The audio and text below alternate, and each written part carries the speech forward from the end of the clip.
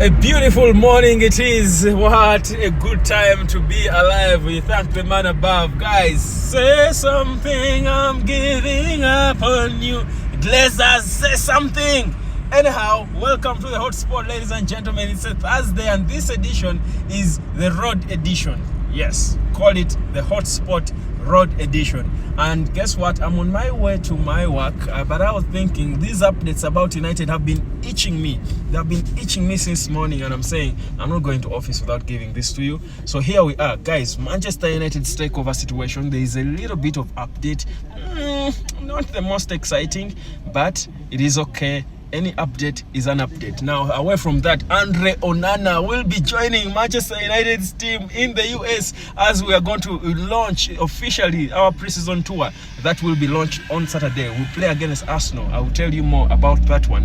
And away from that and the pre-season tour, of course, the squad has been named by Erik ten Hag. By the way, Fred is not there again, and they're saying it's for personal reasons, but no, not personal reasons. We know what they're doing. We see what they're doing. Welcome to the hotspot. My name is Webb. Subscribe, guys. It's a good day. It's a good day for you to subscribe. Why wouldn't you? Look at how nice the morning is. Let's get into even this talk. I won't wear a gloomy face as I talk about the takeover, because like I said, it's discouraging, it's disheartening, it's frustrating, but it's okay. So here's the thing. According to the latest reports, of course, the Daily Mail reported this, and a couple of other credible news sources did report that apparently the Glazers are contemplating sticking around. Yes, not forever though, at least until after the start of the season. Yeah, that's where we are. Now, this is not good news, obviously. It's not something we will be happy about. We'll be sitting and feeling, okay, the Glazers are staying, we love them, we want to see them. No, obviously not. We want them out. We want Sheikh Jassim in. That is not. Well, of course, I know there are...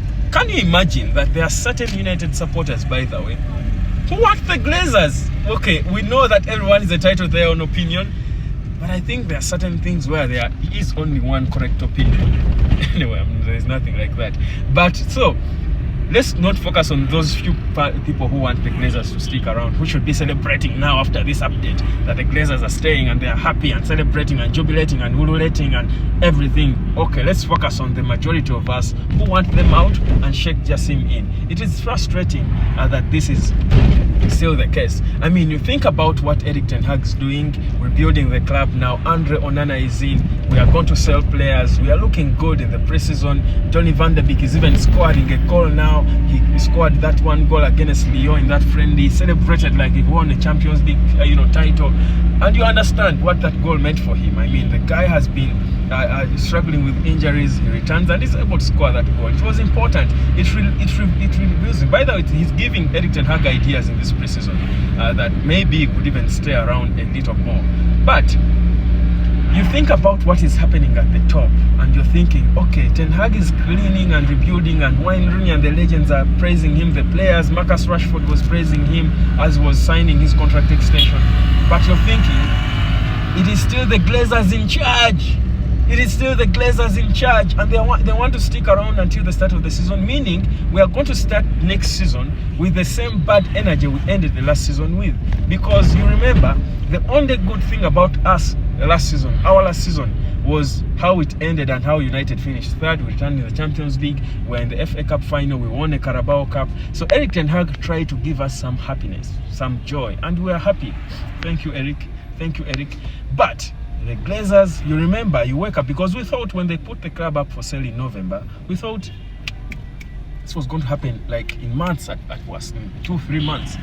Man, it's what, nearly 6, 7, 8 months later, they are still here and they are saying we are going to start the season with them.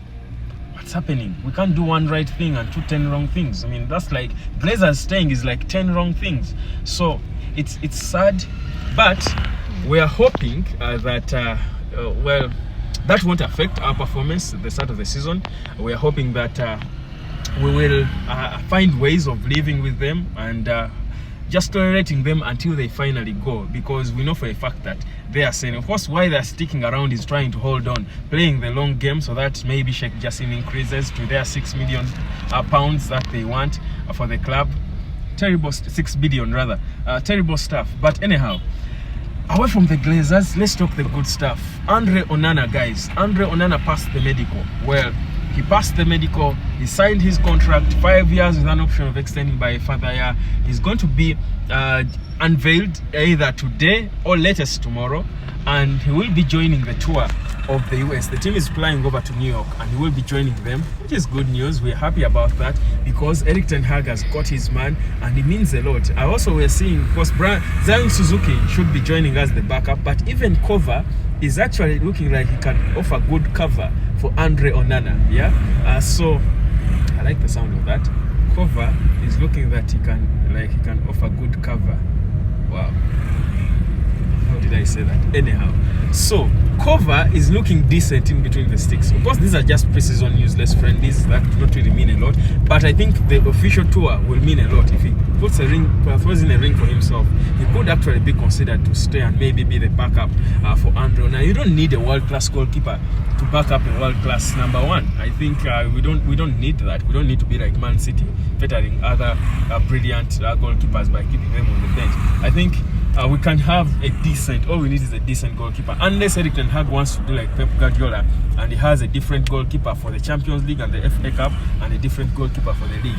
But otherwise, if not, there is no need for us to have another Andre Onana as the number 2 to Andre Onana. It doesn't make sense. That's wastage of money, which we don't have now.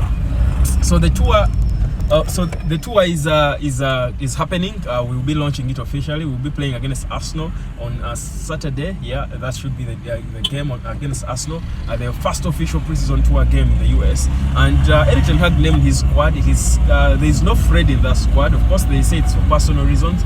But me and you know, we know what they're doing. It's not for personal reasons. It's because they're trying to protect him from injuries, so that he's fit enough for whoever buys him, either Saudi Arabia or the Fulhams of this world, all clubs interested in him. So I think Fred will be going. That's why he's not playing. It's a given. Donny van de Beek, there is no clarity on whether he will go or not. But we also know he's among those who are on sale. Then I saw Harry Maguire in the final squad that will be going for that tour, and I'm thinking, what on earth is he doing there? What on earth? Harry Maguire shouldn't be there. But anyway, you want to keep him fit so that he's fit enough for the next buyer. Otherwise, already he's naturally not fit to be a Man United player. You don't want him to get to again not be fit enough to even be a West Ham player. So you want to help him be fit. There is Johnny Evans around to help him look better for the next buyer, maybe. So maybe for that reason you would understand why he's there. But we hope he's not there when the league starts. But we need, of course, so where we are now, the situation United is in now is we need to sell and top up on the little money we have. The spillovers left from the 120 million pounds we have for transfers. We've spent 102, so we are left with about 18 million. That cannot bid for Rasmus Højlund, not even an initial bid. It would, I think Atalanta would just chase us on arrival. So we have got to sell players to top up on that. And of course, players like Fred, who can get us a cool 25 million. Harry Maguire can get us maybe 25 or 30 himself. We have 4 million for Alex Telles, cost negligible, little money. We can sell Anthony Langer for about 15. So it depends, all depends on how fast we make these sales for us to be able to get the money to go and bid for Rasmus Højlund. But that's where we are, guys. But yeah, I'll be back with the watch along. Of course, on Tuesday, or rather on Saturday, we'll have that watch along for that game against Arsenal. It's a big one. It's the first official game of the preseason tour. It's worth a watch along. We'll have that one.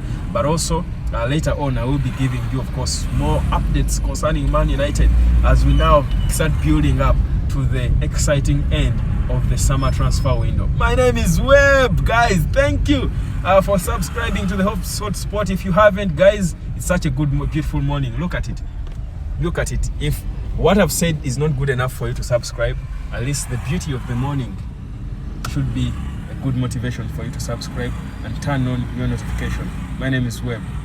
Thank you. Cheers.